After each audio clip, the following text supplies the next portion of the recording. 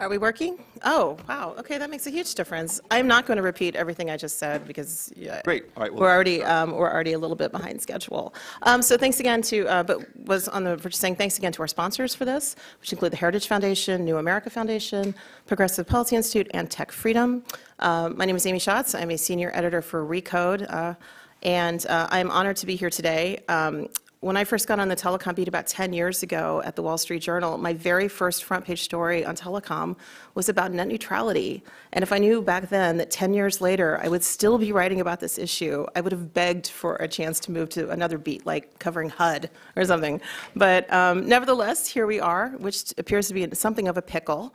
FCC Chairman Tom Wheeler appeared to be heading towards a hybrid approach for the agency's latest stab at net neutrality rules. But when President Obama weighed in last week saying that the FCC should go full Title II, that may have changed everything. There appear to be a few things that both sides agree on. No blocking of internet traffic, and transparency is a good thing. But everything else, including how the internet actually operates and what legal rationale to use for rules, really continue to be a source of debate.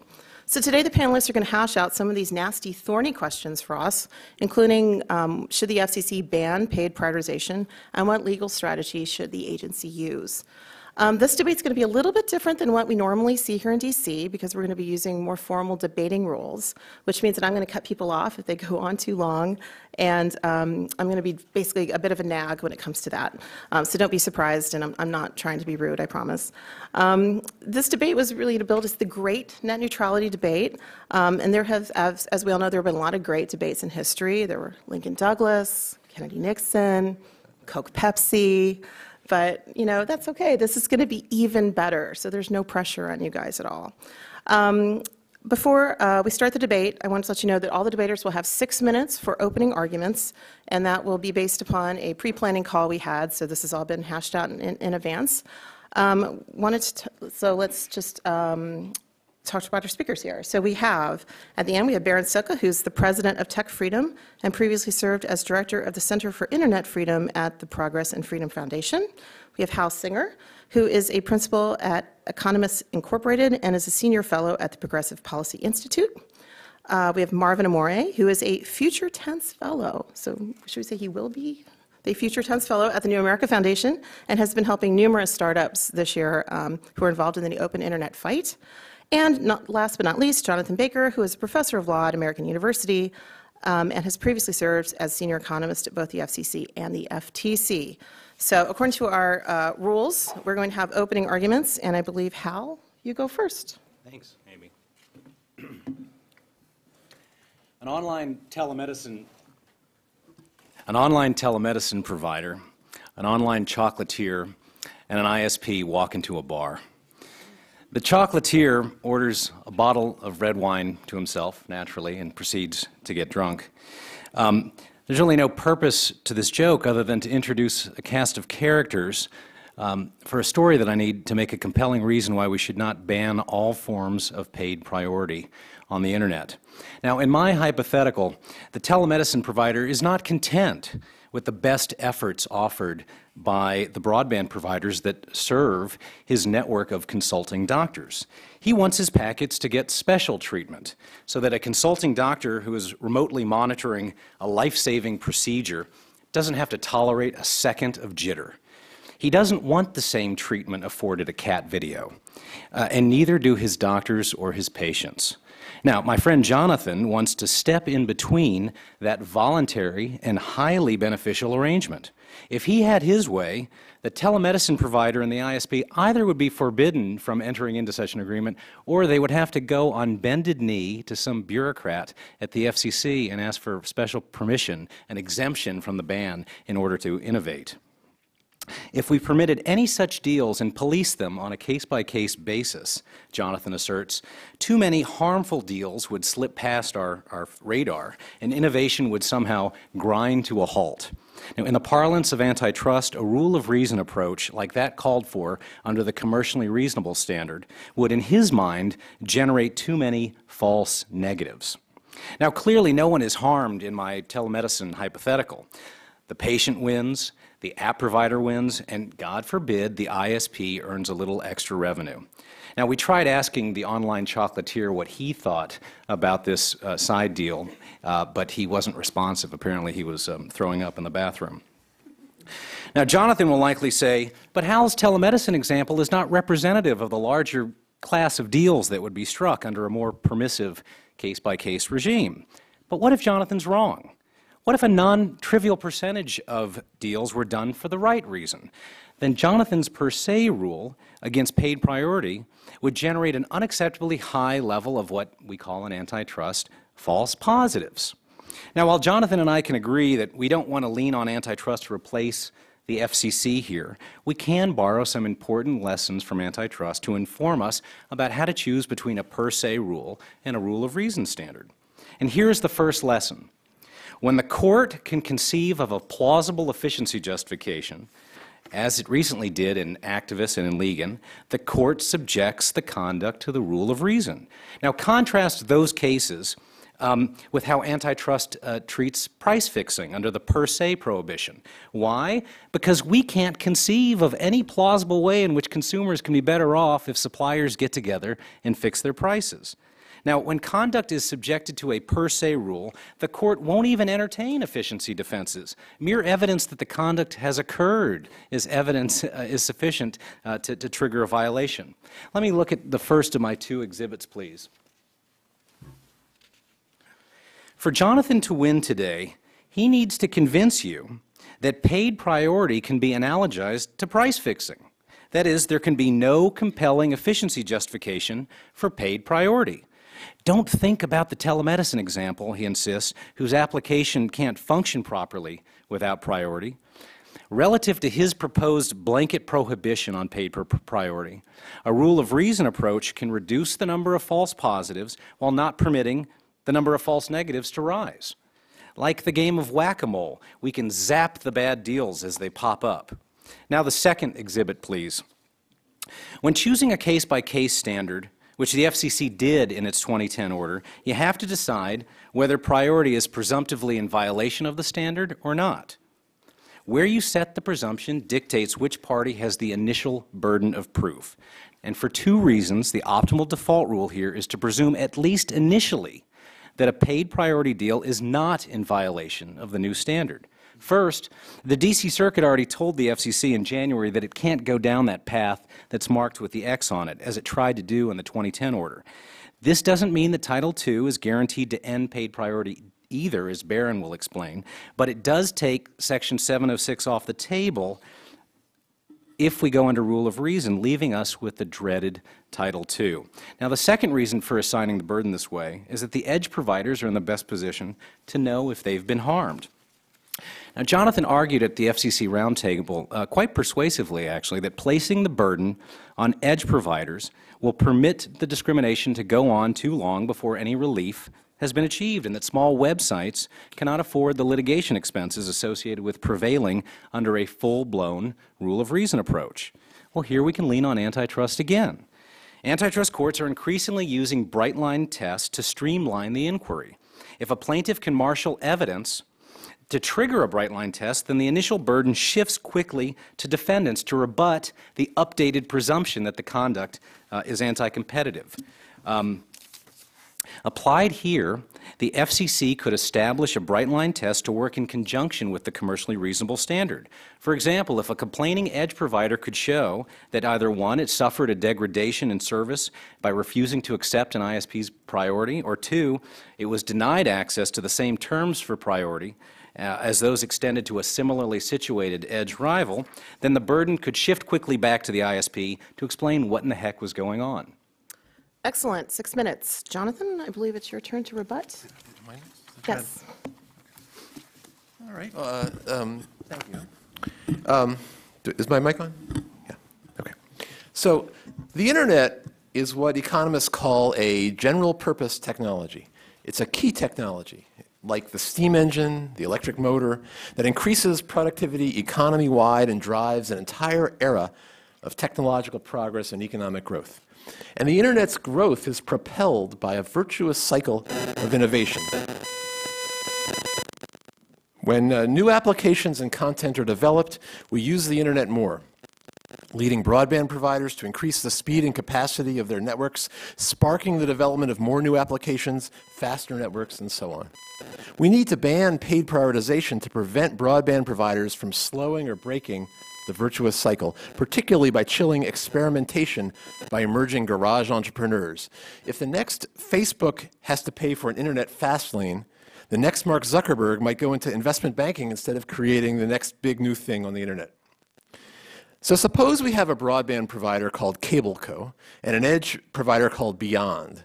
And I have no idea what Beyond does, but it's a great name, and if it isn't already taken, an application or content site really ought to grab it. If CableCo is allowed to charge Beyond for priority access to end users, CableCo may have the incentive and ability to undermine the virtuous cycle in three ways.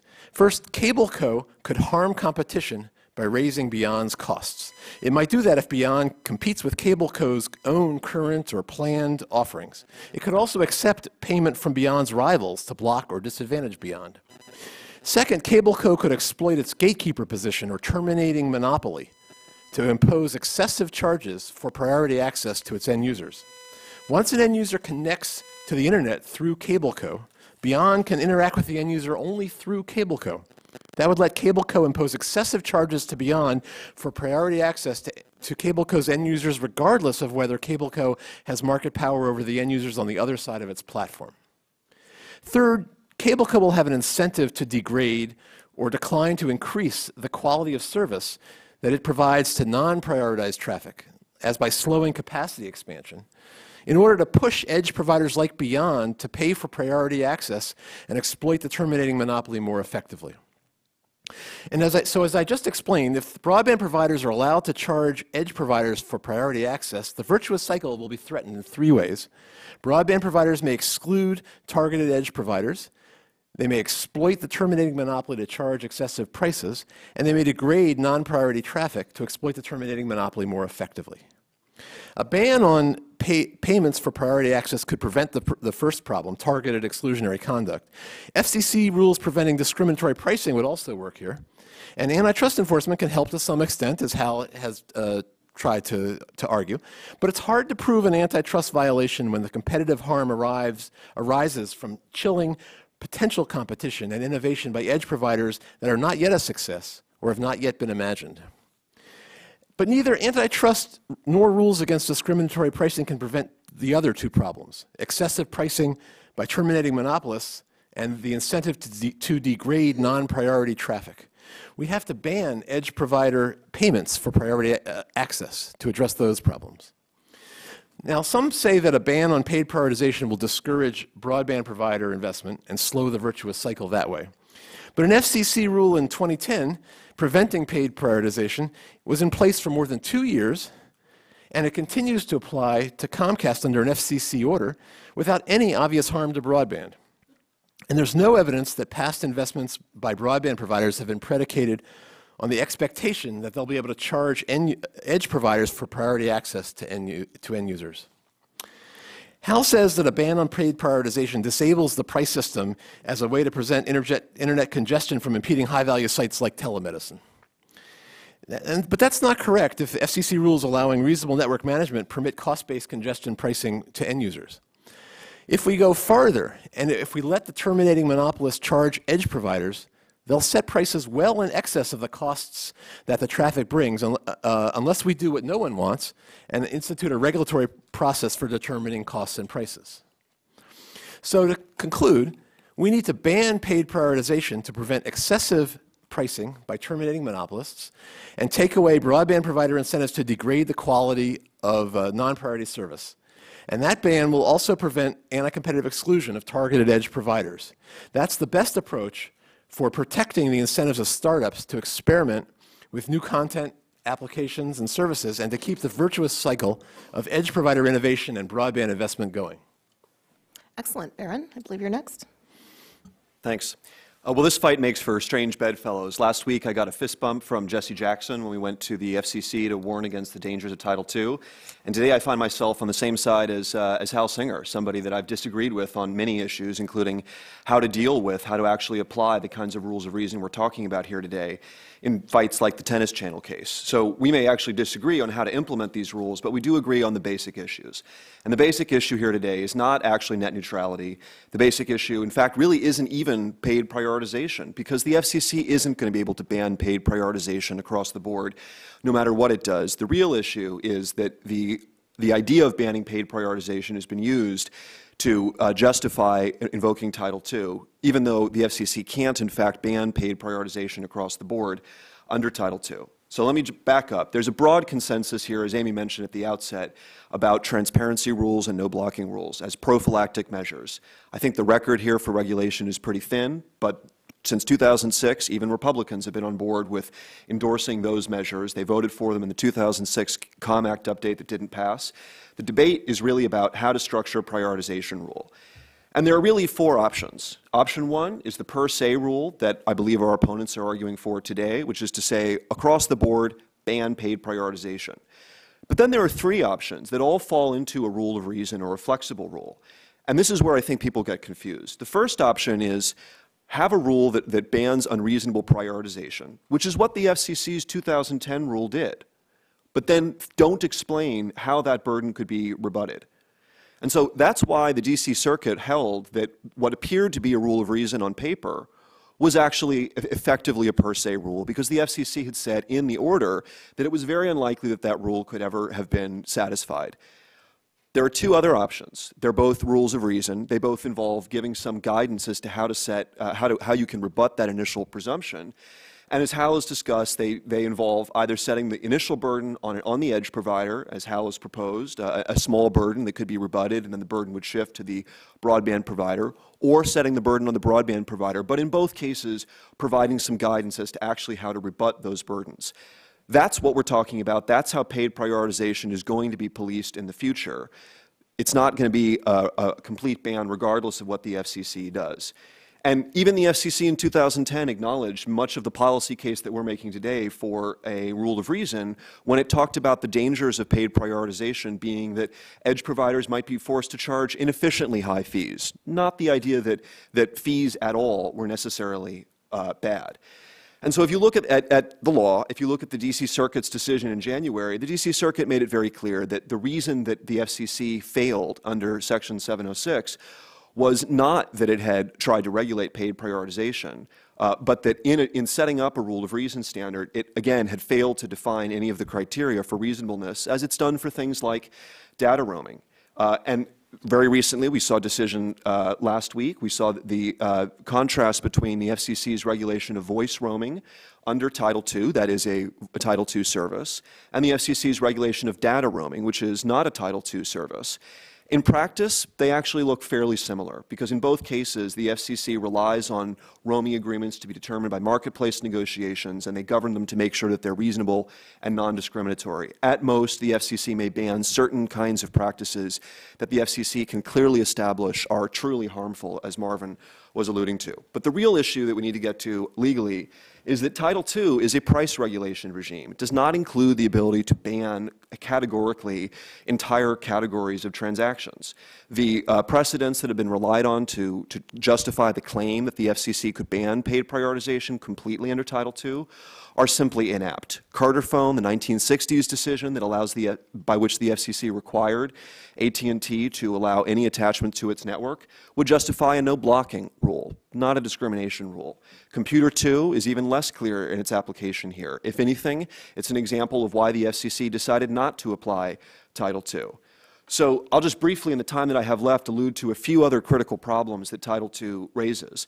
First, as I've said, it doesn't actually do what people think it would do. Second, in practice, Title II, if anything, would authorize every broadband provider to charge every edge provider for terminating traffic. That's how Title II works. That's a sender pays regime.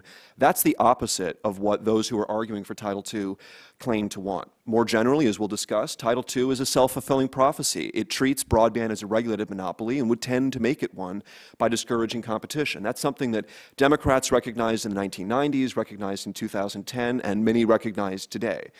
It also opens the door to taxation, to state regulation, to a slippery slope of regulation around the world, and it undermines the FCC's and the United States moral authority against arguing against the idea that telecom should be treated as that broadband should be treated as a telecom service. And finally, forbearance, which is raised as a magic wand that will somehow solve all the problems that Title II presents, is not the easy solution that people would have you believe. First of all, it's not going to apply at all to state regulation. The process takes 15 to 18 months at a minimum. The FCC is extremely unlikely to set a precedent that allows it to forbear in a monopoly circumstance, which is what it claims exists between broadband providers and edge providers. And in general, the FCC has made forbearance exceedingly difficult. It's very difficult to see how the FCC would reconcile the arguments it makes for Title II and for regulation with the necessary findings for forbearance. And I'll finally close by saying that wireless can't be subject to Title II at all. Excellent. And Marvin? Great, thanks. The way I read the Verizon decision is somewhat different. In the Verizon case, Verizon said that the FCC was adopting a, quote, effective ban on paid prioritization. And there's language in the FCC decision saying that it'd be highly unlikely that paid prioritization would be seen as reasonable. And the court sort of took Verizon's argument sort of at face value and agreed that it was essentially an effective ban, ominously so. So the question really is, should we have a bright line ban or should we have some sort of fuzzy standard? So I think I agree with Hal that Title II is necessary to ban paid prioritization. It can't be done without Title II. That's what the Verizon decision said. It said without Title II, there must be substantial room for differentiation in terms and discrimination. Substantial room is not no room, right, which is what a ban would be. And that's the exact sort of language around paid prioritization, a price of zero, no discretion. And the concurrence even mentioned the need for having, quote, fast lane internet service without Title II. So I think Title II is necessary to ban paid prioritization. There's just no question about that. So at the moment, Title II, already applies to a lot of the communications infrastructure without much problem in a flexible way with lots of forbearance. Title II, the FCC's main authority applies to mobile voice, which people don't think is super onerously regulated. 19 provisions of the Act still apply without forbearance for the last 20, 30 years, since 1994-ish. Today, rural phone companies offer broadband under Title II voluntarily to 2 million people, and that's working just fine. And recently, the FCC, never did take enterprise broadband offerings to businesses and put them under a Title I regime. They kept them under Title II with tons of forbearance, everything but 201, 202, 208, the sort of basic Title II provisions of reasonable practices, no unjust and unreasonable discrimination, and sort of a judiciary backstop at the FCC. So at the moment, and that's a competitive sector, AT&T has praised the light touch Title II in both mobile and enterprise. And when you look at the carriers advocating for Title II, it's pretty much not the big guys, not Comcast, AT&T, and Verizon, but ComTel, the competitive carriers, NTCA, the rural carriers, both in favor of Title II. Sunshine, this little provider in Virginia of fiber, pro-Title II in a filing. Sonic.net, a fiber provider in California, same thing. Google, which is deploying fiber, and both Google and Verizon are still deploying despite the announcement of Title II by President Obama. Through the Internet Association, they applauded that statement, and Title II gives benefits for pull attachments, et cetera. So a lot of the smaller fiber carriers are in favor of Title II. And on the other side, when you talk about investment, VCs, startups, nonprofits, you name it, but essentially VCs and startups have come out and said, we need bright line rules and we need Title II in order to invest in the edge. So, and the FCC can forbear from tons of Title II that's unnecessary, and it can declare that it's an end-to-end interstate service and preempt state regulation. It's done this, it's sort of lots of tools in the toolkit for the FCC under Title II. One tool in their toolkit is that they can actually do a bright line rule. This is what all the startups asked for. This is what President Obama called for in his statement, a bright line rule, not some wishy-washy rule. Because, if you're a startup, if you're Kickstarter, who I've been working with a bit, they have one lawyer who's a general purpose lawyer. They do copyright and, surveillance, contracts, you name it. They don't want to spend their time figuring out how to make deals with providers across the country to make sure that, in the world, to make sure that their service loads as fast as Indiegogo or others. So how can you do a bright line rule? The FCC should simply adopt a very straightforward rule. No application-specific discrimination, so no discrimination based on application or content, and no access fees, right? No fees for termination, what Jonathan was talking about. And then if you're Kickstarter, you don't have to hire tons of expert witnesses, do a complicated antitrust analysis. It's just, are they discriminating against me based on application, or are they trying to charge me a fee? End of story, very simple and straightforward. And under Title II, the FCC has said, certain things are per se unjust and unreasonable. Blocking calls, charging you for things you didn't pay for, forcing, when it comes to attaching things to the edge of the network, which is card your phone, there was a time when you rented your phone from AT&T. It was a black phone usually. You paid them by the month. And there was a set of orders by the FCC leading up to Part 68 where, there's a phone jack and you can plug in whatever you want. It's not like they can charge people equal prices to connect based on if it's a hamburger phone or a fax machine. It's just whatever. Right? So they can just bright line rule say you can attach whatever application you want to the network without discrimination. How much time do I have? A minute. Okay, great. So Title II solves the problem in a targeted way. It could be forbearance from other things and a bright line rule that gives all the startups that have been asking for it certainty. So since I have a minute, I'll spend it on saying, the non-discrimination world that we've had against paid prioritization has been working. Up until 2005, DSL was under a Title II regime. Before that, there was sort of questionable what cable modem service was under, and one circuit was under Title II, et cetera. But until 2005, we had Title II over sort of part of the network, part of the market. And since then, the FCC has said, we're going to adopt an internet policy statement that we're going to enforce to keep the internet open and free, even though it's in Title I land. And since 2005, they've had not only merger conditions and spectrum auction conditions around the internet policy statement, but they had the threat of adjudication, which they acted on in the Comcast BitTorrent case in 2008. It was thrown out in court in 2010. A few months later, they adopted a rule, and then the rule was thrown out in January. So pretty much the entire life of the internet, we've had a non-discrimination rule that we thought the FCC could enforce until the Verizon decision. Okay. So now we're going to start our discussion portion of the debate where both sides will have 10 minutes to ask the other side questions. And so I believe Berin and Hal are going to be going first. You have 10 minutes. Thank you. Thank you very much, Amy. Good afternoon, Dr. Baker. In the parlance of antitrust, would you consider a priority arrangement between an ISP and an edge provider to be a vertical practice or a horizontal practice? Am I on? It'd be most. I guess they're largely complementary. And so it's largely vertical. Yeah, I agree with you. It's a good answer. That's the right answer. Now, you're an expert in antitrust. In addition to being a former chief economist, you're just great at everything. But I want to make sure that you recognize this textbook. It's going to be my first slide. You authored a treatise, co-authored a treatise on antitrust, correct? Yeah, there's a casebook that I'm a co-author of. Yeah, from 2002. And that's supposed to be up on the... There's a 2008 edition. Did you find that one? I did not. I read the 2002, but I highly recommend...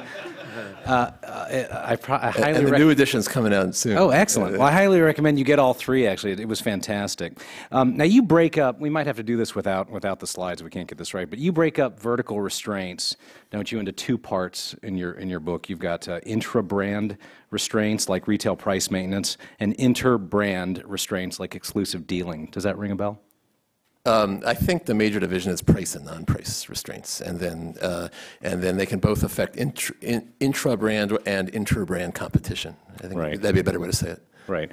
So let's now look. That's not the right page up there. I want to have page 342. which deals with vertical restraints generally. And I'll just have to read you a line, or I'll pass this over to you.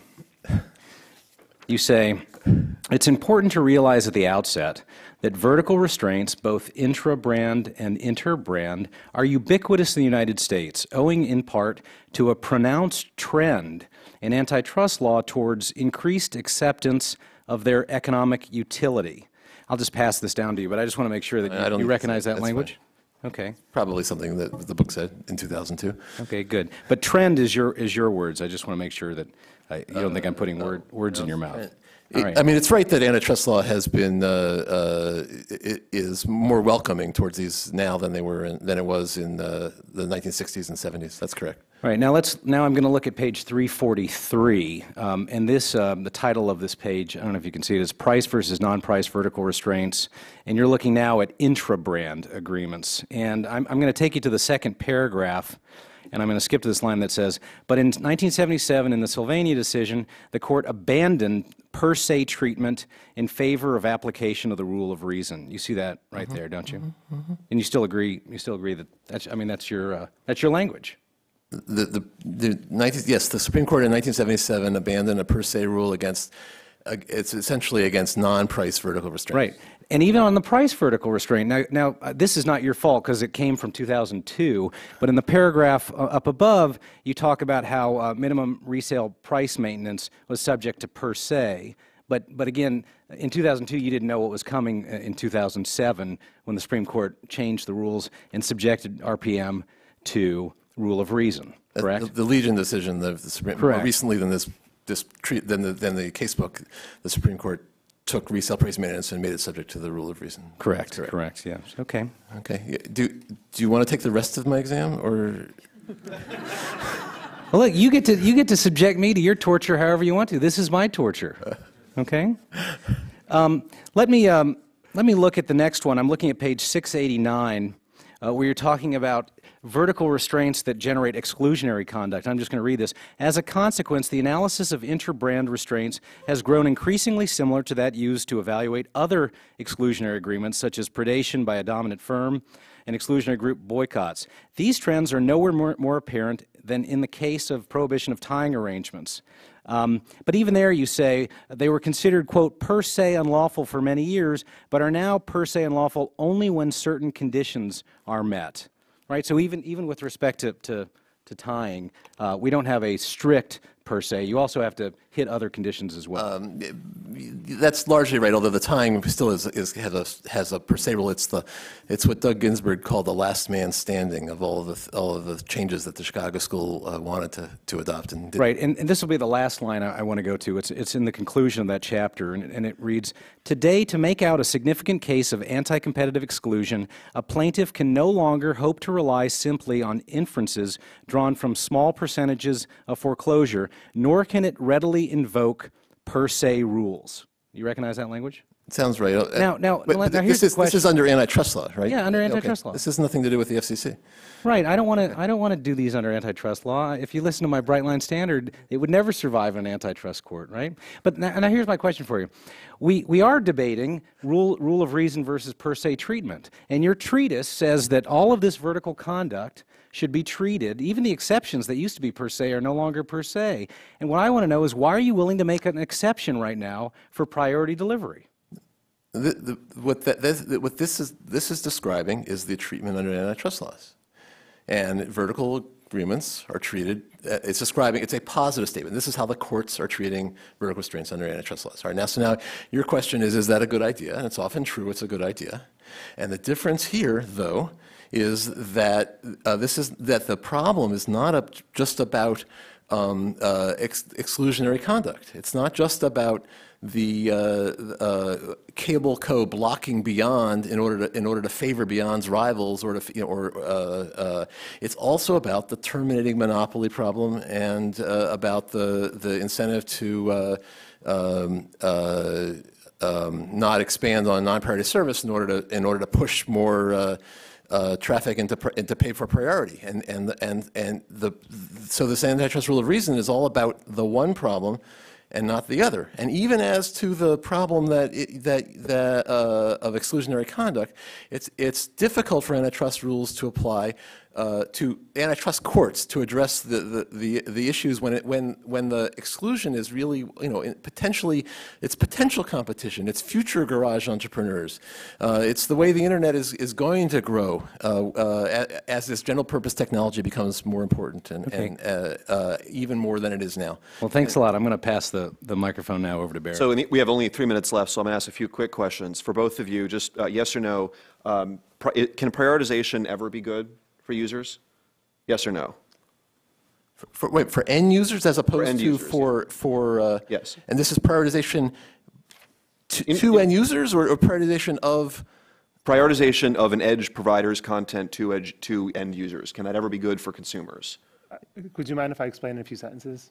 Well, okay, but If you don't mind. So I think there's a debate as to whether or not these networks need to prioritize, right? Engineers, from my understanding, some think that capacity goes up every year and the price of adding capacity drops. Okay, I'm sorry, I only have 2 minutes, so yes or no? Some people think capacity solves the problem and most cheaply. All right, so I'll take that as a no. Would you allow user-directed prioritization? And again, yes or no? I only have 2 minutes. In the form that Barbara Van Schevick has described it, yes. Okay. Would you recognize that there's a difference between a non-discrimination rule and a no-blocking rule? I mean, what makes you, first of all, yes or no? Yes. Okay. So what makes you think that Carter phone, briefly, justifies a non-discrimination rule, not just a no-blocking rule? Carter phone was decided under 201 and 202, and when you get to, say, the Part 68 rules, et cetera, that doesn't permit discrimination among different... I'll refer to that later, but that's not an accurate characterization of Carter phone. On forbearance, just in the minute that I have left, so Marvin, so you want the FCC, I gather, to be able to forbear in markets that it defines as monopolies, right? I want them to be able to forbear even in markets that they haven't defined a monopoly, where there's limited competition. So in other words, you want the FCC to have essentially carte blanche to use forbearance even when it finds that a market is extremely uncompetitive, right? No, there isn't carte blanche. There's a three-factor test in the Act. Let me lay this out more specifically. In a market that the FCC defines as a terminating access monopoly, do you want the FCC to be able to forbear or not? Yes or no? Yes, and they have the power to do so under the Act. Okay. And you're okay with the Republican FCC in the future using that forbearance power in other ways to forbear in markets that it defines with a monopoly? Yes or no? The Republican FCC, like the Democratic FCC, would have that authority under the Act. Okay. And in general, how would you exactly reconcile your dreary assessment of the market with the arguments that you make that forbearance would be easy? I think they're not exactly related. All right, and then final question, since I'm about out of time. What makes you think that Title II won't authorize every broadband provider to charge every edge provider for terminating traffic? Title II applies to, say, voice calls, and they went to bill and keep, which gets rid of the terminating charge. They've already done that on the phone side. Okay. Out of time. I'm sure Chairman Dingell would have been really honored to know that you really took this yes-no method for this, particularly in this room. Okay, so we've got 10 minutes for Marvin and Jonathan. All right. Well, we'll start here with a couple questions. I don't think we conceive of this as cross-examination, so we'll just kind of ask you guys some questions and get you to answer. All right, so I guess first thing I'd like to know is whether you agree that a terminating monopolist would have an incentive to charge excessive prices for priority access. And I'll define excessive, as like relative to cost imposed by the priority access, by the traffic. I think that by construction of your hypothetical, if it's a monopolist, it has incentives to choose the monopoly prices. It's almost tautological. Right. So the question is it truly a monopoly? And the FCC has consistently refused to do the kind of basic economic analysis that would actually explain that. It refused to fulfill what Commissioner Pai suggested of having independent monopoly. Do you understand the difference between a monopolist, a terminating access monopoly, which is the only way for the edge provider to reach you once you've signed on, versus the question of whether there's market power over end users? Yeah, I'll explain Marvin will do it. So I have Comcast at home. If I want to watch Netflix, the only way to get to me is Comcast. I could have chosen Verizon before because Verizon's an option, but I didn't. So now Netflix has no choice but to deal with Comcast because that's my provider. So there's a monopoly over Marvin and all the other Marvins out there that Comcast has that Netflix has to deal with. And so if there's a terminating monopoly, they can charge an excess price because there's no other way to get to Marvin. And they can do it even though Marvin could have chosen Verizon in the first place. That is, there may or may not be market power on that side of the market. Yeah, do you believe terminating monopolies are a problem? And do you believe they exist? Do you believe they exist here? That's the first question. Sure. I have a big enough imagination to believe that they could exist in the abstract. But I also want to say that I don't think that regulation should be animated by a concern about excessive prices, Jonathan. If Comcast wants to charge my online telemedicine guy too I'm sorry, much the question was about the incentive. No, you used the word excessive. The question was, are we worried about excessive charges? You used the word in your question. That's right, whether they have incentive. I granted you the incentive. Right, then let me go on to the next question, since that's how you seem to want to play this. Yeah, and you're defining excessive to mean in a way that would be far above cost or would harm the virtuous cycle of people being able to innovate. Yes. I guess let me ask you a question, Hal. Which telemedicine providers have filed in the docket saying we'd love to be able to pay for priority? I don't think that anyone's filed. No one has. And earlier on, there were all these arguments that startups want the ability to pay for priority, and then all the startups came forward and said, we don't want that. And there are telemedicine providers who've come to me and said, we don't want to pay for this kind of thing. There are roadblocks to telemedicine. Speech or question? I'm waiting for the question. So the question is, you're making up a hypothetical, right? You have no evidence on telemedicine. And you have no evidence of what every telemedicine provider in the future would feel, because two of them have spoken with you? So great, that's more than have spoken with you. I just want to say this is a hypothetical, your telemedicine provider. There's nothing in the record saying that they want that or they need that kind of priority. So let me ask whether you agree that... At this point, I just want to respond to that. There are actually parties in the record. Syntonic, for instance, has filed on the record explaining why, slightly different case, but another example of non-neutral behavior, why zero rating plans should be allowed, and they're actually running a marketplace for making it easy for apps to provide. No, but it's an example of another edge provider who's wanting to build a marketplace for non-neutral content. Okay. Amy, how much time do we have? You have about 6 minutes. Okay. So do you agree that payments for priority access would raise the costs of entry to new providers and penalize edge providers that become successful? No, not raise the cost of entry.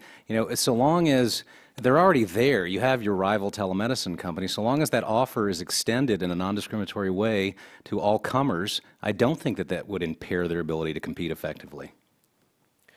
I would also add to this that your question presumes two things. One, that this is going to be applicable to a vast majority of edge providers, and I don't think that's very likely to be the case. I think this is really likely to be an edge use in general, especially if the FCC includes in its no blocking rule the kind of minimum best efforts, quality of service requirement that Tim Brennan has proposed. This is likely to be an edge case that very few providers are subject to.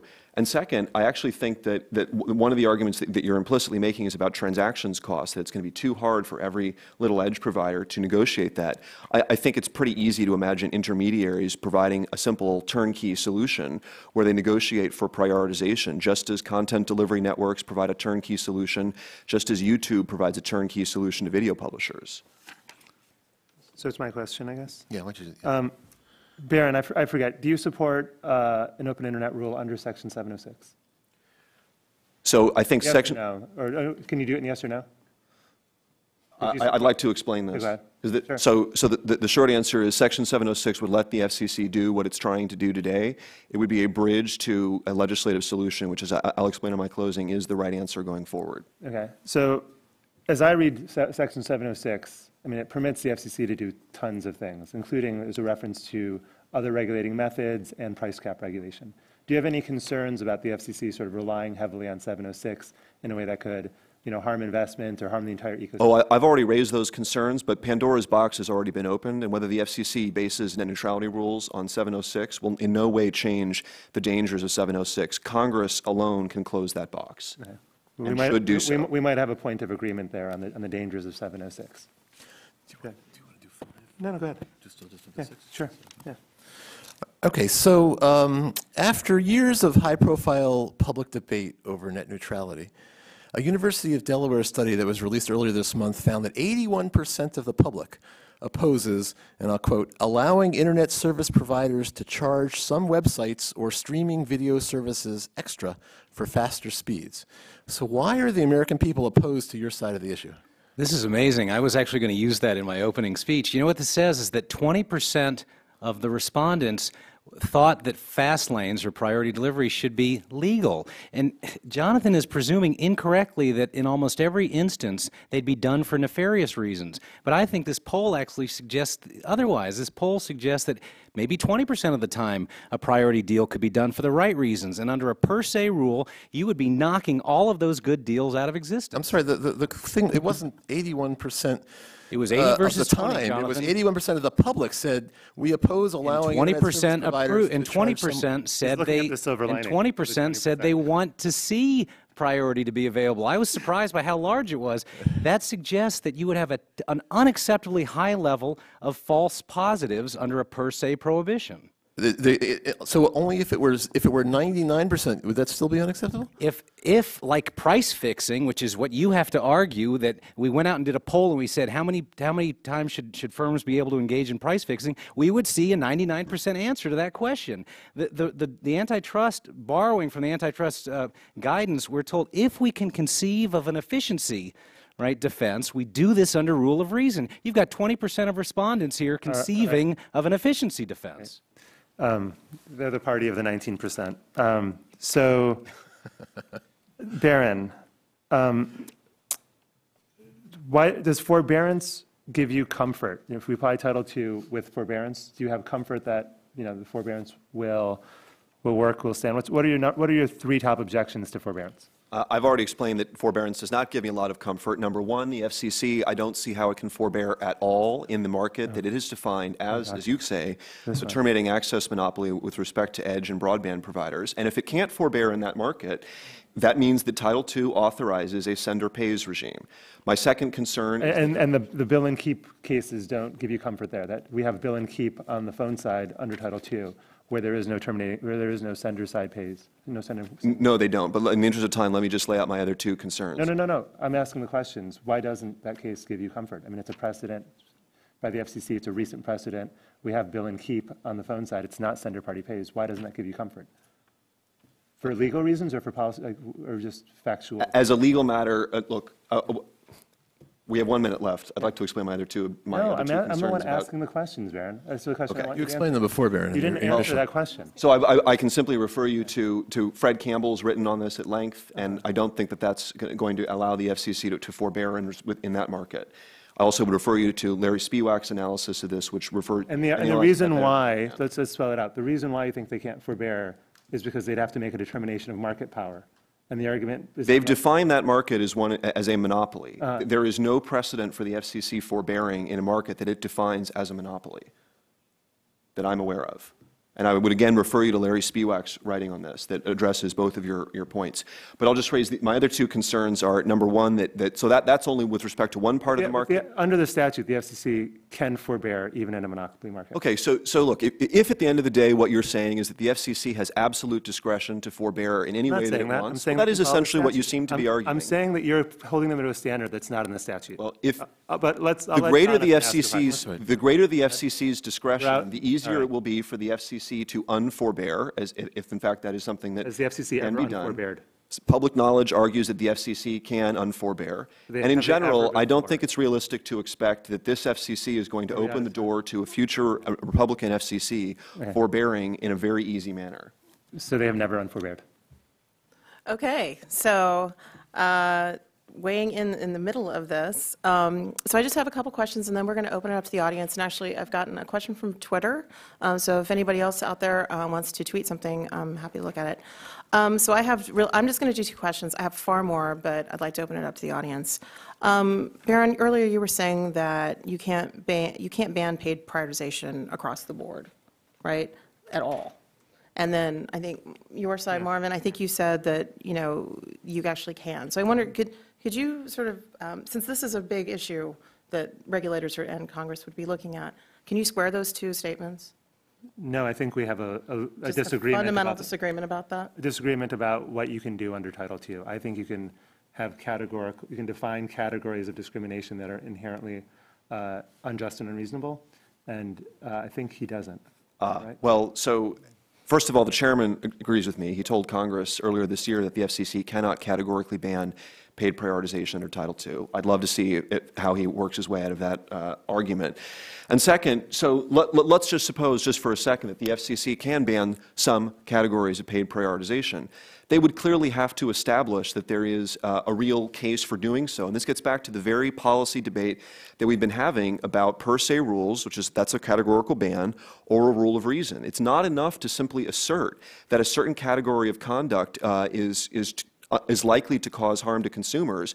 You actually have to be able to demonstrate that. And this is where the FCC has a very weak record. They simply assert that broadband providers would charge fees that are excessive, but they don't respond to the points that Hal's making about how there are other ways to regulate that these deals may actually be good for consumers, and that we shouldn't presume that they're all unlawful. So can I respond on Sure. 2 quick points? One, the FCC was actually upheld in 2010. On the record, they had that, on the substance of it, that there was incentive and that this would happen. They had a strong enough record to be upheld in court already on that. And secondly, the chairman is not a lawyer, and the chairman has a notice out there, and he's learning from the legal arguments and from his lawyers.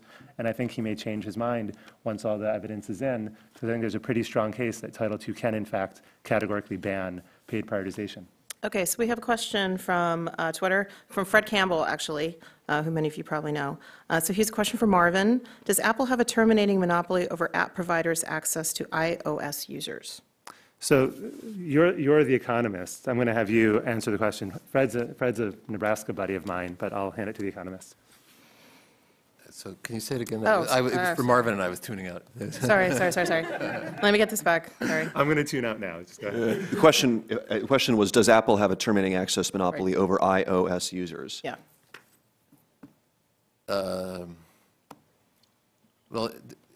I mean, it could. I mean, Apple doesn't.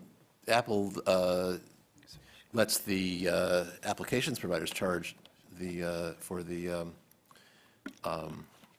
charge you for the app. But I mean, I suppose if Apple wanted to, that they have the power to charge. So, Jonathan, how should we regulate them? Why shouldn't we regulate them under Title II as well? Because they don't have they haven't. They're not charging a monopoly price. They're not exploiting they don't have the same incentive. They don't have the same incentive. Hold on just a second here. I mean, I will defend Apple on this point, but I will point out that Apple has been attacked for charging, in fact, a monopoly price on the proceeds through its app sale, because Apple gets a cut of every sale, and Apple determines what that price is.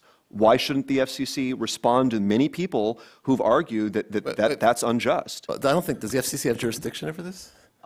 Well, here we are. Well, so this is, in fact, the question. Well, no, in fact, they probably don't, right? They're clearly not Title II carriers by law, right? Because the definition of Title II wouldn't reach Apple. They're not offering telecommunication service to the public directly. But there have been moments where Apple Apple has been involved in deals with, say, AT&T around VoIP, where the FCC has sort of stepped in with raised eyebrow. So to the extent that, at the very least on the mobile side, the carriers combined with Apple require FCC oversight, there are moments like that. That actually raises like a really interesting point, and actually leads into my next question, which is we've all been talking about this for a long time, and there haven't been an enormous number of complaints about this. So I wonder, is it better to have rules, or is it better to have a threat of rules? Because once you have rules, then companies can find ways around things. Yeah, but rules give you a benefit on the other side of having certainty, and you know what the rules are, and you can invest knowing what they are. There's a benefit there. Okay. Do you guys agree? I think we're all in favor of some rules. We're really not debating rules versus lawlessness, or let the market reign, or let's lean on antitrust. At least I'm not. The question that I'm trying to to get at is conditional on deciding on rules. Should we have a per se ban, or should we use a more flexible rule of reason to allow in some good instances of paid priority? And there is a third option here, which is you can have standards. I mean, antitrust, for example, works not by having written regulations, but by having rules that develop over time through case-by-case enforcement. And my point, the point that Hal and I have been trying to make, is that any form of regulation here, whether it's based on Title II or 706 or legislation, is inevitably going to involve a significant degree of that sort of flexibility. And those rules are going to evolve over time. And the point of Hal's query about antitrust law was that those rules change. The court thought at one point that resale price maintenance was inherently bad and came to recognize that economists recognized that sometimes it could be good, and so moved to a rule of reason. That's the kind of flexibility you get when you have a more flexible standard that doesn't bake everything into a hard and fast per se prohibition. Marvin? So smaller companies that have one lawyer or zero lawyers are really concerned about a standard like an antitrust standard. They, the idea of bringing a Netscape versus Microsoft style antitrust case just is daunting. Like, they want certainty, they want something very quick and simple. And I want to actually get at an assumption in your question, which is there haven't been that many violations. There have been violations even in the US where the FCC has said we're going to be a cop on the beat. Right? Obviously, there was a provider blocking VoIP, the Madison River case, where the FCC stepped in. Right? Had that not happened, That was like 10 years ago. Had that not happened, there would have been more Under Title II. violations, right? The Comcast BitTorrent case, that was the largest provider blocking extraordinarily popular technologies. So to describe it as an exception is saying like 1942 was a peaceful year except for that big war. It was a really big violation. And in the US, we've had a cop on the beat. In Europe, where we haven't as much, there's been a lot more violations that the European commissions have recognized. 22%, I think, of Europeans have providers that have some sort of net neutrality violation. Okay, I think, Hal, you wanted to respond quickly, and then we're going to get another question. Very quickly, I am sympathetic to the concern that Marvin raised about the burdens, the financial and litigation burdens that we place on a small upstart website trying to go up against one of these large, well-heeled ISPs. And that's why I'm not advocating for a full-blown rule of reason analysis. Instead, what I offered in my compromise, I don't know if Marvin was listening, was a bright line trigger. As soon as the upstart could hit the trigger, and I'm going to give you an example of the trigger, the burden then goes on to the ISP. All the expenses and all the burden then goes on to the ISP under the compromise we're proposing. For example, if you could show that your speed was degraded because, as Jonathan fears, you were charged an excessive price for priority, you turned it down, and then they took you up by your heels and they shook you and they degraded your service as a punishment for not taking the priority, all you'd have to show under my bright line test is that you suffered a degradation. You don't need an economic expert for that. I don't even think you need an engineer for that. Okay, May I say something about that, Amy? Yeah. Which is very quickly, which is we're talking about degrading, not necessarily specific applications, but across the board. Unless you pay for priority, you're going to have trouble reaching the customer, and that's what's going to push the sites and the edge providers into buying the priority access and excessive fee. It's not, and that's what antitrust can't deal with. Well, one of the key differences here between what we're proposing and antitrust is we're talking about the FCC being able to bring cases. We're not just relying on private plaintiffs. And the FCC could absolutely bring a case based on systemic harm. We've also acknowledged that you could build into the no blocking rule, as the FCC's chief economist has proposed, a minimum service standard to address precisely that concern, so that what we'd be talking about with prioritization is addressing quality of service above that, not so much as you mentioned at one point because of congestion, but because especially about concerns about latency, and allowing a way for latency and jitter sensitive services to get the quality that they need to, for consumers, right? And all we're saying is those could be good sometimes. Sure, they could be bad other times. We need a flexible rule to deal with them, and Hal's already laid out a way of addressing that in a way that very much responds to your concerns about the litigation burdens on small providers by, number one, allowing the FCC to bring cases, and number two, establishing a very low burden that an edge provider or the FCC would have to meet to show that the practice was harmful. Okay, so I want to open this up to questions from the audience. If you have a question, just raise your hands. Ma'am?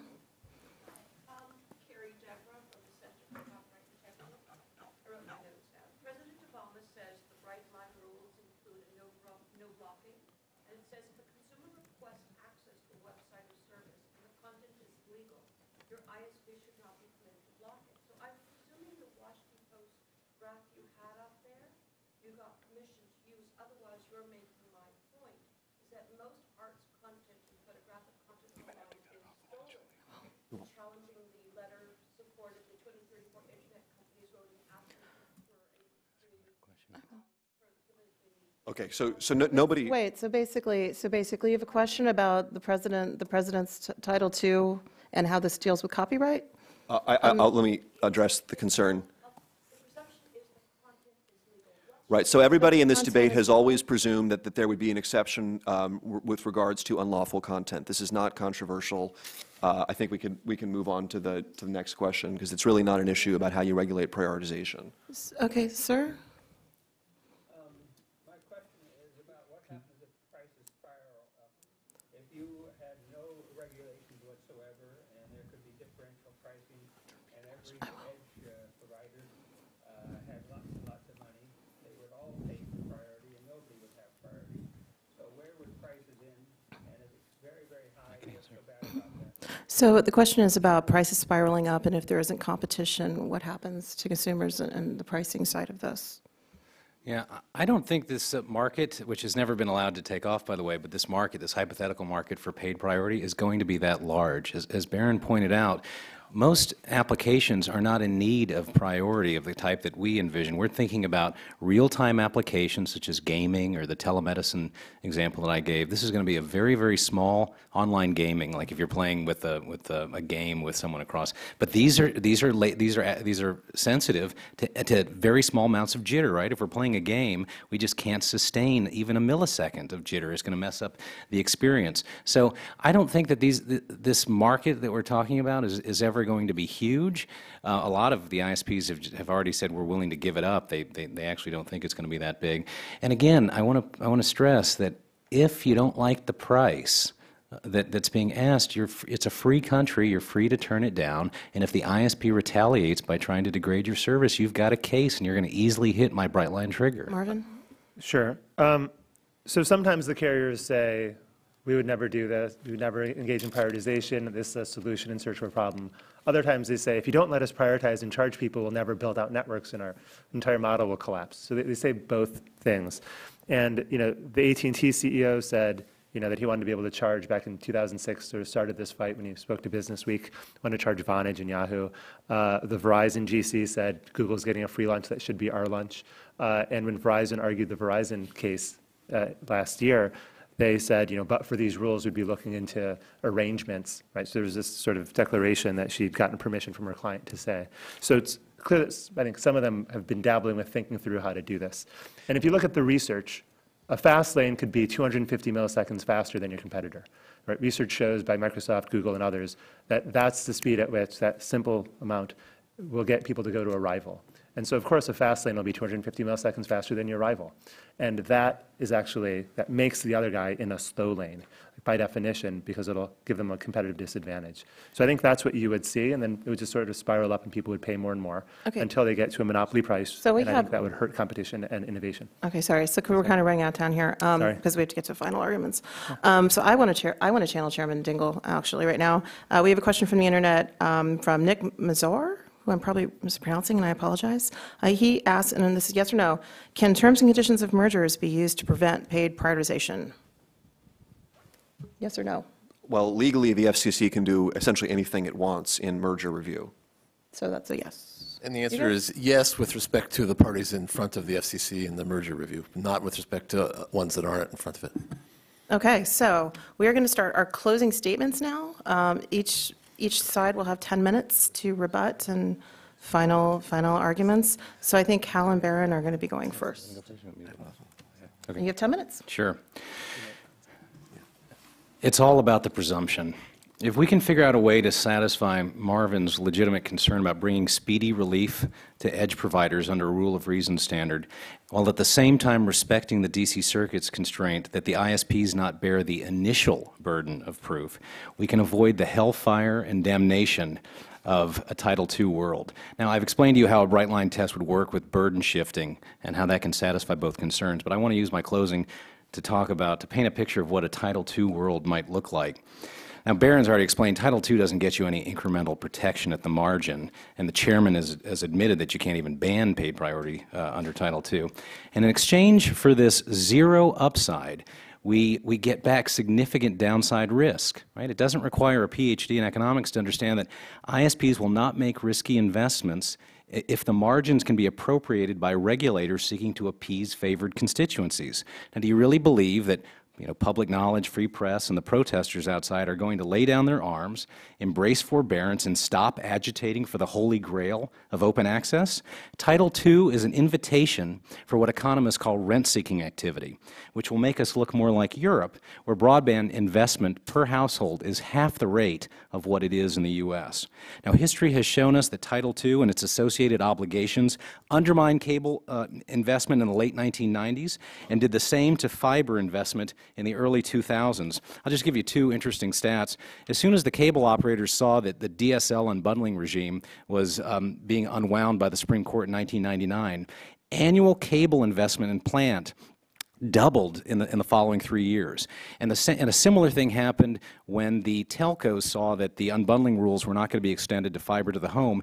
They literally doubled their annual investment in fiber miles from 2005 to 2010. Right? Now, even if the change is only half responsible, even if the elimination of Title II unbundling is responsible for half of that effect, it is still huge. Right? Now, if you reject economic theory and that forced sharing undermines incentives, or if you think something's wrong with these simple before-after analyses, consider this. AT&T's chairman last week said all of its fiber plans were going to be put on hold until the uncertainty that has been injected by this Title II silly talk was taken off the table. Now, a study released this week by economists Kevin Hassett and Robert Shapiro forecast that over the next 5 years, wireline capital investments by broadband providers could be between 18 and 32% less than what's expected. So how much investment are we gambling with here? Well, according to a paper by my favorite think tank, PPI, the three large ISPs on their own, AT&T, Verizon, and Comcast, invested over $40 billion last year. That's billion with a B. And according to U.S. Telecom, all broadband providers combined invested $75 billion last year. Now, if Title II induces these ISPs to go on a partial investment strike, bad things are going to happen. Workers in the communications industry are going to take a beating. According to the BEA, Bureau of Economic Analysis, every $1 million of investment by a broadband provider sustains somewhere between 15 and 20 jobs in the communications sector. So let's just crank through the math. That means that $1 billion of investment that is foregone because of this Title II medicine would cost between 15 and 20,000 communication-related jobs. And $10 billion of foregone investment would kill between 150 and 200,000 jobs in the communication industry. And what about broadband consumers? Well, when the network starts to atrophy due to investment stoppages, congestion will rise and ISPs will ration the scarcity with higher prices. Now you say, oh, ISPs are already at 25% and 82% of the 25 megabits per second, 82% of the home. That's all we need, right? Well, that's true, but the amount of data usage keeps skyrocketing, which requires further and further investments just to keep the networks running in place. It's like we have the ISPs on a treadmill. Right? Because of the right incentives, we've been fortunate that they continue to stay ahead of the demand. Now, in addition to rising broadband bills, broadband users will be saddled with significant new service fees when Internet services get reclassified. Now, while it's true that these fees would be assessed on broadband providers, history and economic theory suggest that 100% of those fees would be passed on to broadband consumers.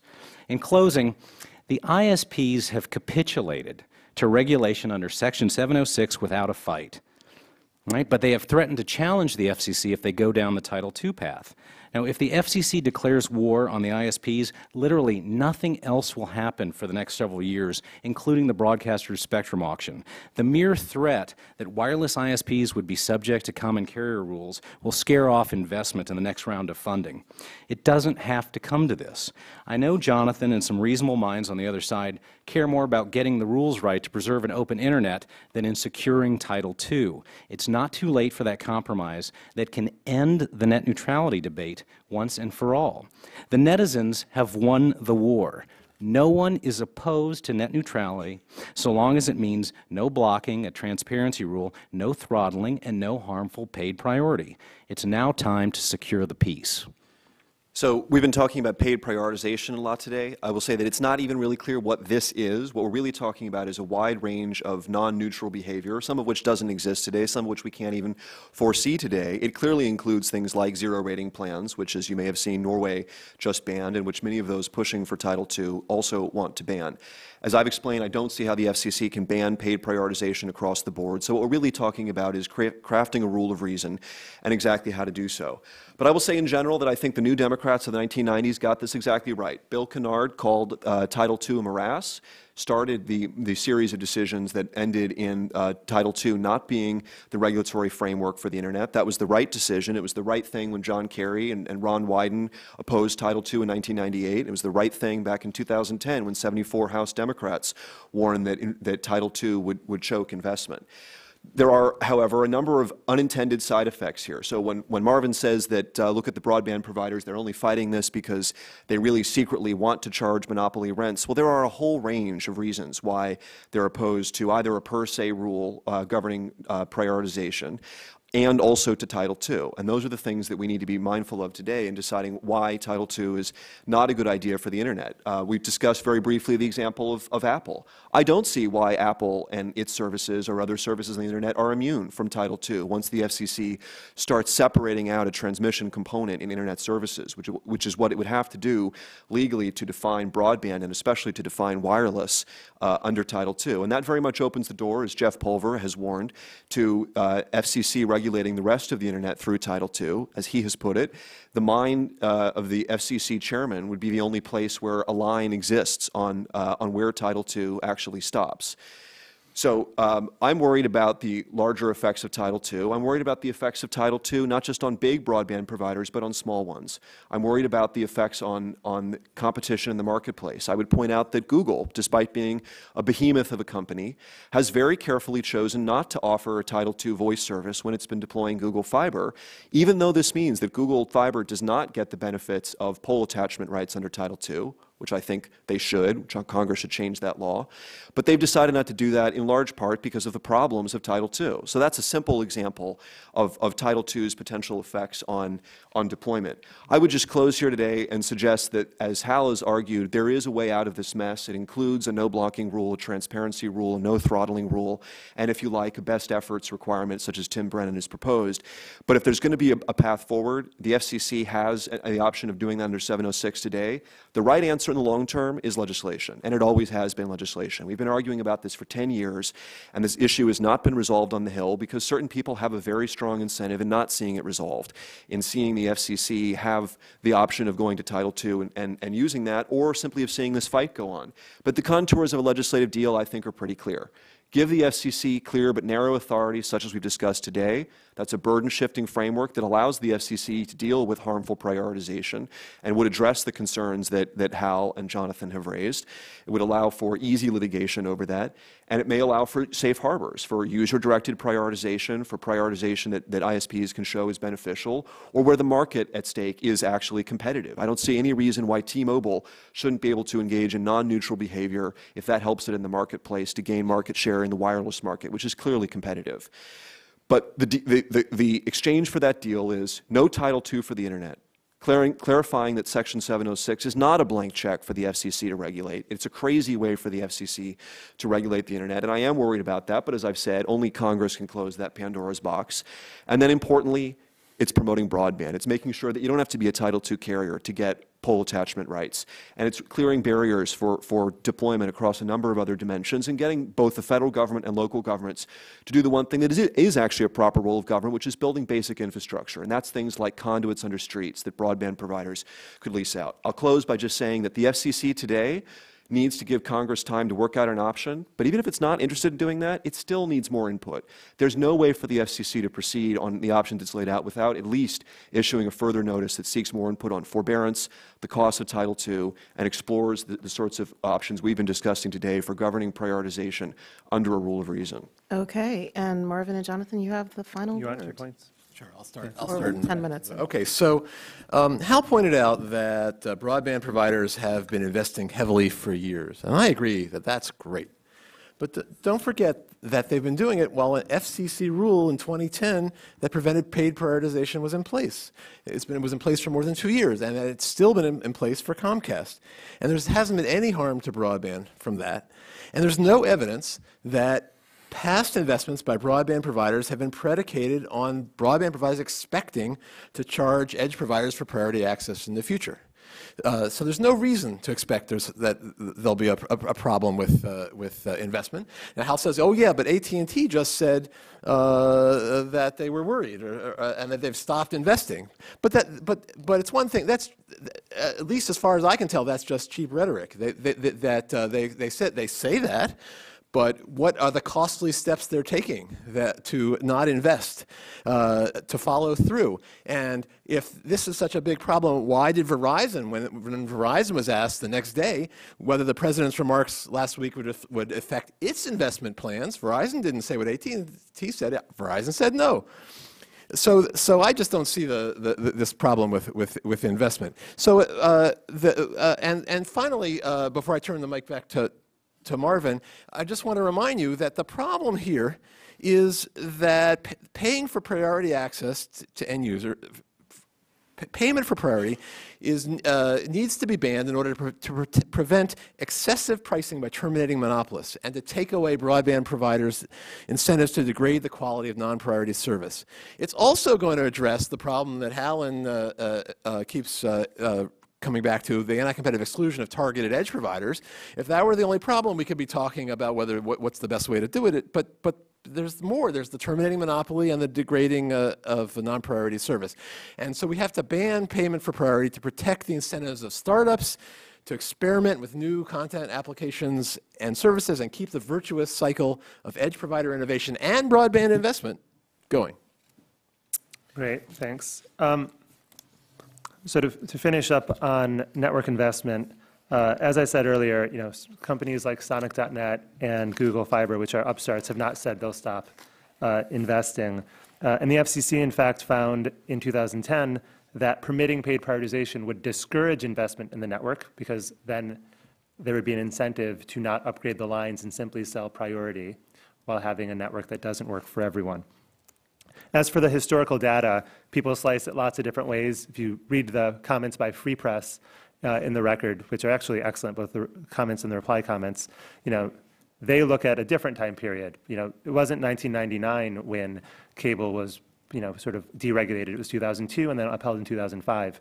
And so depending on what date you use, you find out that under non-Title II, there was much less investment than under Title II for both DSL and cable. Not because Title II actually encouraged investment, but because it pretty much had no impact. Right? We think that what drives investment is demand and competition. Right? This is why when Google Fiber goes into Kansas City, Time Warner Cable responds. Right? These are the things that actually drive investment. What we have seen is startup after startup file comments in the docket saying we would not exist under a regime of paid prioritization, and giving specific examples, not just how poor they were when they started the company, how few connections they had, but also here are the names of our rivals that could have paid for prioritization. Here are the company, everyone from Meetup, Kickstarter, Etsy, Vimeo, company after company filed saying this, and it was even in sort of the White House's AMA on Reddit, that startup after startup said, we would not be a billion-dollar company under paid prioritization. So we've talked about user-directed priority, so I just want to define it a little bit. There's a woman named Barbara von Scheivik who's a Stanford professor of law and of computer science and is an expert on economics, sort of has spent her whole career thinking about and writing about net neutrality. And her analysis is capacity generally solves the problem. You don't need prioritization, right? It's usually cheaper to just build capacity, and it keeps the network a general purpose network. However, there might be a debate out there. Some people think priority could help with some applications, perhaps even in a well-provisioned network. And in situations like that, we should still not permit fees to the edge providers because of the risk of a terminating monopoly. We should instead permit them to simply offer priority to the user, so the user pays for, of high speed versus low speed bits, and they could use them as they wish. It would be in the user's discretion to use their capacity and their priority however they want without any fees being charged. So even under the user-directed prioritization, there would not be a fee, a terminating fee to the edge providers that would be above cost and would harm the, I think the innovation of small companies. The other side often mentions Democrats so fondly from the 90s. I read what they did differently. A lot of those decisions had to do with ISPs like AOL, Net Zero, Earthlink, which were offered over the lines like Verizon and AT&T, not with an integrated broadband offering like, which is the dominant form today. But, we can point to Justice Scalia, who in 2005 said, broadband internet access over cable modem is a Title II service. Clearly so. He dissented in the Brand X decision. All 9 justices thought there were 2 ways to read the act, or all 9 thought that you could read the act such that Title II covers broadband providers. 3 of them said there was only one way to read it, which is Title II, and then 6 of them said Title II or Title I will defer to the FCC. So all 9 agree Title II is a reasonable reading, and Scalia thought it was the only reading. So about the carriers being happy with 706. Right? The reason why we've had 10 years of fighting about this is the carriers keep suing in court and keep winning because the FCC hasn't gone to Title II. Once we go to Title II, we win in court, and I think this debate gets more stable. When they won the Verizon decision, it gave them everything they wanted. Right? No blocking rule, plus fast lane service offerings and charging whatever they wanted.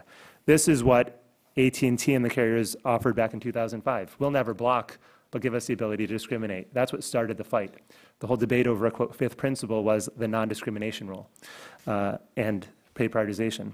So the carriers capitulating over 706 just means they were declaring victory. We would be capitulating after 10 years of fighting if we agreed with the initial proposal by the chairman, which was roundly criticized, even by late-night comedians. So as for the problem with a presumption, I mean, the startups that have filed have said a presumption won't work. Over and over, the academics who filed, like Barbara, has said a presumption will not work. This is not a new argument. So when you look at what a presumption means, as I understand it, you have a trigger. You say, hey, we're proving that there's paid prioritization. Therefore, the presumption is, I assume, that it's unlawful or harmful or unreasonable. Then AT&T, Verizon, or Comcast could rebut that presumption by bringing on a case. I think it shifts the burden of both proof and the burden of production. They bring a case forward. And then if you're this small company or whatever, or if you're even the small company helping the FCC bring this case, you have to rebut all the economists and lawyers, et cetera, that AT&T and Verizon can throw at you. They just know that all it does is give them the ability. It's still a license to hire people you can't afford to fight the largest companies in the world that can keep you from your users. So the startups have not been in favor of a presumption. They've been loud and clear. Barack Obama's statement saying we want bright line rules is a reaction to that debate. It's not a new proposal. And